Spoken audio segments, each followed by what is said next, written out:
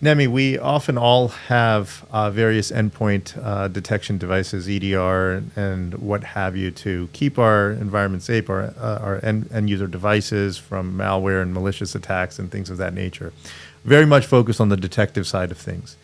Do you feel that how effective do you think that landscape is? And is there a mindset or a thought process to start focusing? Can we shift left, if you will, the detection aspect into the prevention aspect of things? Case in point, we've talked about Gen AI and how that introduces things as well. How do we get it more sophisticated on the endpoint prevention side of risk?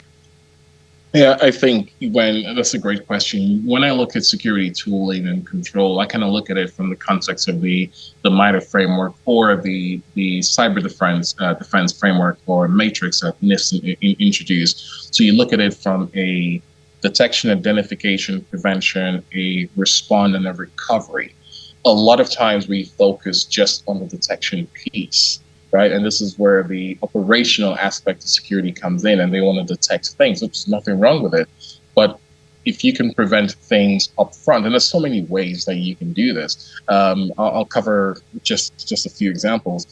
Number one is that if there are things that should not run within your environment, then stop them from running, right? Whether that is stopping them using an XDR agent on your endpoint, using proxies that will prevent access to certain sites, or doing things like having so we've talked about proxies, you have your XDR, you can have things that go into quarantine, so you prevent them from executing on your main device. You could also have things like honeypots to lure people away from reaching their target. There are so many things you can do to stop things from initiating in the first place. Another common thing, which not everyone subscribes to, but is highly effective, is just take away the privilege that allows them to do it in the first place. Right? A lot of people don't need the level of privilege and the level of access that they have today. And it's almost like sometimes we give people all of this access and then we tell them, but please don't abuse the access. We give them an acceptable use policy and so on.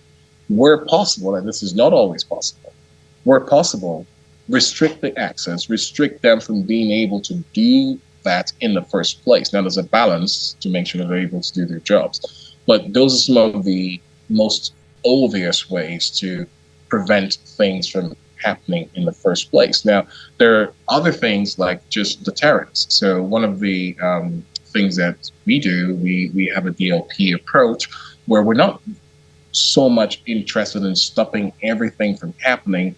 But if you were looking to, for instance, export information, send information to your personal or outside of the organization that you shouldn't have access to, or we consider suspicious, you're met with a prompt that says, hey, are you sure you want to do this? Looks like you're looks like you're trying to do this, and based on that policy, you should not be able to do this. If you still think you should do this, then please provide a reason why you think you should do this.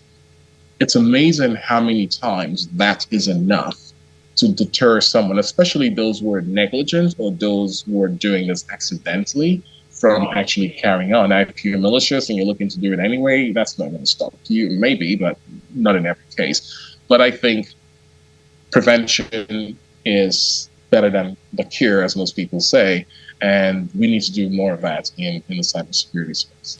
Beautiful. I'll just add one aspect of the pragmatic approach that you always take, Nemi, in those examples there. And now adding to that theme is from a preventative side, when we talk about AI, a lot of this is moving into, okay, how do we advent and leverage the themes of deep learning to help help all of those practical ways, and supplement it with maybe an advent of deep learning technologies that detect these patterns and appropriately give better controls back in the hands of information security. I totally agree with that. And just one final thought for me, one of the obvious things that we can do with AI and deep learning, as you mentioned, is we can establish a pattern of normal events. And you can start seeing when things are starting to stray from that normal pattern.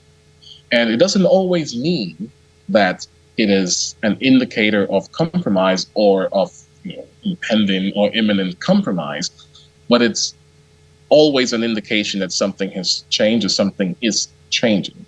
And 8, 9 out of 10 times, if you follow that path long enough, it leads to something. So if you're able to have your systems, and this is where AI comes in and has a lot of promise, if I'm able as a system to come into work in the morning and I receive a report that tells me, hey, for your users, these are your top 10 users who are drifting from the normal. I can start looking at things, right?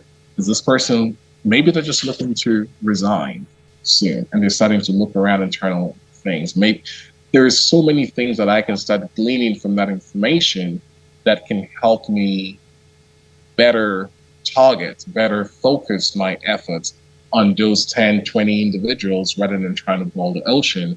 And that's an area that I think AI is going to help security operations team focus on what they need to focus on.